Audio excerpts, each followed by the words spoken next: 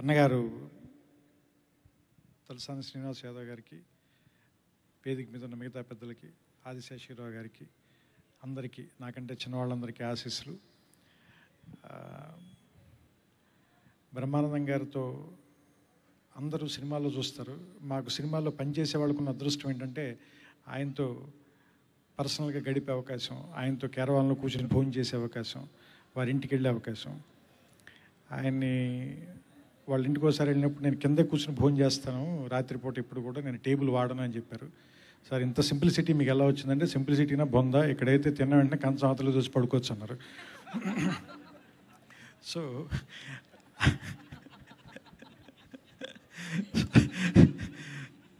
తర్వాత ఎంఎస్ నారాయణ గారు ఆయన గురించి నాకు ఇంకో గొప్ప మాట చెప్పారు.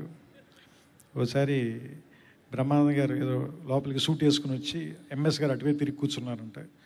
ఎలా ఉందిరా ఎంఎస్ అంటే, ఎక్స్ట్రాడినరీగా ఉందన్నయ్య అంట. అదేంటి ఇటు తిరగకుండానే చెప్పంటే తిరిగి ఇంకోలా చెప్పగలమా అన్నయ్య అంట. అందుకని సో నేను ఇదంతా ఎందుకు చెప్తున్నానంటే, ఆయన జీవితంలో కూడా నవ్వుతూనే బతుకుతూ ఉంటాడు ఆయన.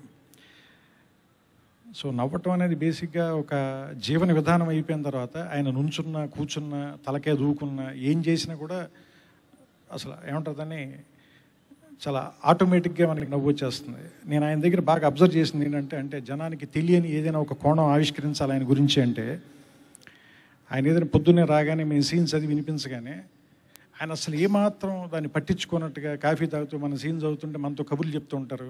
మనం చెప్పేది వినరేమో అని డౌట్ కూడా వస్తుంది. ఏంటి అసలు ఈయన వినట్లేదు, ఏంటి అసలు ఈయనకి ఇంట్రెస్ట్ లేదా అనిపిస్తే, దాని గురించే రకరకాలుగా జోకులు వేస్తూ ఆ క్యారెక్టర్ గురించి ఏంటి ఆయన తెలియగడితే వీడికి ఇంత పొగరేంటి అంటే, అత్తారింటికి దారే సినిమాలో ఆయన సమంతకి బీట్ కొడుతుంటారు. వాళ్ళు వీడి ఏంటి, వీడి వయసు ఏంటి, వీడు వాళ్ళు సమంతకి బీట్ కొట్టడం ఏంటి, ఏంటా బాబు ఈ క్యారెక్టర్, ఇలాంటివన్నీ రాస్తూ అది ఇది మాట్లాడుతూనే ఉంటారు. దాన్ని యాక్చువల్గా తక్కువ చేసి మాట్లాడుతూ ఉంటారు, పెద్ద పట్టించుకున్నట్టుగా ఉంటారు. ఏంటంటే that's how he gets in to the character. దాని దగ్గర ఇలా అవుతారు ఆ క్యారెక్టర్ని. So that's how he makes that character comes to him closely. నేను ఎందుకు బ్రహ్మానందం గారికి ఎక్కువ విలువిస్తానంటే, ఆయన భౌతికంగా ఇంతే, కానీ ఆయన మానసికంగా ఎంతో, అది నాకు తెలుసు ఆయన గురించి. ఎందుకంటే చాలా లోతైన మనిషి, చాలా చదువుకున్నవాడు, చాలా సాహిత్యాన్ని చూసినటువంటి వ్యక్తి, జీవితంలో ఎన్నో కష్టాలను అనుభవించిన వ్యక్తి, దిగువ మధ్య తరగతి నుంచి ఒక పెద్ద కుటుంబం నుంచి బయటకు వచ్చిన ఆయన చాలా లోతైన వాడు, చాలా నిదానంగా మాట్లాడేవాడు. అలాంటి వాడు హీరోయిన్ కిక్ సినిమాలో ఇలియానాని బైక్ ఎక్కించుకుని వెళ్ళే క్యారెక్టర్లు, ఇలాంటివన్నీ చెయ్యాలి అంటే ఆయన బేసిక్గా మానసికంగా చాలా మెట్లు దిగాలి కిందకి. దిగితే తప్ప అలాంటి క్యారెక్టర్లు చేయలేం. ఎందుకంటే that's not him, because I know him. మాట్లాడితే వెంకటేశ్వర స్వామి పేరు చెప్పగానే కళ్ళమంట నీళ్లు పెట్టేసుకునే ఒక వ్యక్తి, భాగవతంలోని పద్యాలు చదువుతుంటే గొంతు గాద్గదకమైపోయే ఒక వ్యక్తి, రామాయణంలోని కొన్ని శ్లోకాలని వాటిలో ఉండే ఛందస్సు గురించి మాట్లాడే వ్యక్తి, ఇలాంటి వాడు అలాంటి క్యారెక్టర్లు ప్లే చేయాలంటే ఆయన ఉన్న స్థితిని వదిలిపెట్టి చాలా మెట్లు కిందకి దిగాలి. ఆ ప్రయత్నంలో కూడా ఆయన అలసిపోకుండా ఇన్ని సంవత్సరాల పాటు ఉన్నందుకు కానీ నేను ఆయనకి హ్యాట్స్ ఆఫ్ చెప్తాను బేసిక్గా.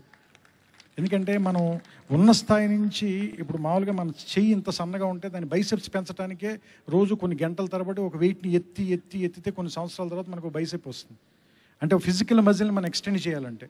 కానీ మెంటల్ మజిల్ని ష్రింక్ చేయాలంటే, తగ్గించాలంటే, దాని సైజుని తగ్గించి ఆయన బ్యాండ్ విడ్త్ నుంచి కిందకు వచ్చి చాలా మెట్లు కిందకి దిగి మనతో కలిసి బతకాలి అంటే ఆయన చేసే ప్రయత్నం, ఆయన అలసటకి నేను మనస్ఫూర్తిగా ఆయనకి కృతజ్ఞతలు చెప్తున్నాను.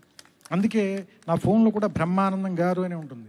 బిమ్మిగాడను అదను ఇదని అనడానికి నాకు మనసు రాదు. ఎందుకంటే నేను దగ్గరగా చూశాను కాబట్టి, నేను ఆయనతో మాట్లాడాను కాబట్టి, ఆయనకి ఏం తెలుసో నాకు కొంత తెలుసు కాబట్టి, ఆయనకి ఎంత వచ్చో నేను కొంత చూశాను కాబట్టి, ఆయన గురించి మాట్లాడడానికి భయం వేస్తుంది. ఆయన తేలిగ్గా తీసేయడానికి నా శక్తి సరిపోదు. ఎందుకంటే చాలా ఆధ్యాత్మికత, చాలా వాస్తవికత, వీటి మధ్యలో రెగ్యులర్గా ఉండేటువంటి సంఘర్షణలో బతికేటువంటి ఒక జీనియస్, ఒక మేధావి, అలాంటి వ్యక్తి. ఇప్పుడు మీరు అందుకునే రంగమార్తాండలో ఎందుకు చూడగానే ఇమ్మీడియట్గా ఆయన కనెక్ట్ అయ్యారంటే దట్స్ హిమ్. యాక్చువల్లీ ఆయన ఊరికే చాలా క్యాజువల్గా చేసేయగలరు అలాంటివి. ఆయన కామెడీ చేయడానికే ఆయన ఎక్కువ కష్టపడాలి. ఎందుకంటే ఆయన తగ్గించుకుని చేయాల్సినటువంటి పరిస్థితి. కానీ దాంట్లో ఆనందాన్ని వెతకటం, తద్వారా మనకి ఆనందాన్ని పెంచటం, ఆయన అలసిపోకపోవటం, మన అలసిపోనివ్వకపోవటం, ఇది చాలా గొప్ప ఫీట్గా నేను భావిస్తాను నేను. సో ఇలాంటి ఒక ఏముంటుందని మిరాక్యులస్ ఫీట్ని చాలా ఎఫర్ట్లెస్గా చేసినట్టుగా మనకు అనిపించటానికి ఆయన 35-40 సంవత్సరాలుగా ఆయన పెడుతున్న ఎఫర్ట్ ఏదైతే ఉందో ఆయన ప్రయత్నానికి మనస్ఫూర్తిగా నేను పాదాభివందనాలు చెప్తూ,